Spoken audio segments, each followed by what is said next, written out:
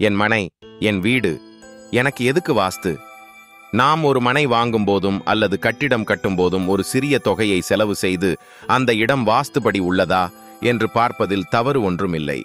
ஏனென்றால் வாஸ்து பார்க்க செலவாகுமே, அதை மிச்சப்படுத்தலாம் என மிச்சப்படுத்தினால் அதனால் ஏற்படும் பாதிப்பையும் கஷ்டங்களையும் நாமும் வாழ்நாள் முழுவதும் அனுபவித்துவிட்டு நம்முடைய தலைமுறைகளான வாரிசுகளுக்கும் அதை விட்டு செல்கிறோம். இந்த பிரபஞ்சமே நீர், நிலம், காற்று, ஆகாயம், நெருப்பு ஆகிய பஞ்சபூதங்களால் தான் இயங்கி வருகிறது.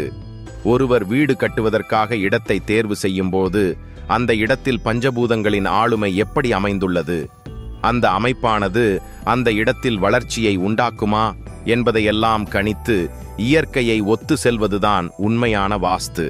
காலமெல்லாம் கஷ்டப்பட்டு வாங்கிய ஓரிடம் சரியாக அமைய வேண்டுமே என்ற மக்களின் கவலையும் நியாயமானதுதான். ஆனால் தேவையற்ற செலவுகளை வைக்கும் விஷயமாக வாஸ்து சாஸ்திரம் இருக்கக்கூடாது என்பதும் பலரின் விருப்பமாகவும் எதிர்பார்ப்பாகவும் உள்ளது. எனவே அவர்களுக்கு தெளிவு ஏற்படுத்த நினைத்து எப்படிப்பட்ட நிலத்தை வாங்கலாம், அங்கு எப்படி வீடு கட்டலாம் என்பது போன்ற அடிப்படை வாஸ்து விஷயங்களை பற்றி மக்கள் தெரிந்து கொள்ள வேண்டும். அந்த வகையில் நீங்கள் வாங்கும் நிலம் செவ்வகமாக இருப்பது நல்லது. ஒருவேளை அது செவ்வகமாக இல்லை என்றால் அதற்கு உரிய வாஸ்து விஷயங்களை கவனத்தில் கொண்டு வீடு கட்டலாம். மேலும் நீங்கள் வாங்கும் நிலத்தில் வடகிழக்கு மூலையை விட தென்மேற்கு மூலை சற்று உயர்ந்து இருக்க வேண்டும். அதுவே நல்ல இடமாகும். அந்த நிலத்தில்தான் நல்ல வளர்ச்சியும் நல்ல நீரோட்டமும் இருக்கும் என்பது உண்மை.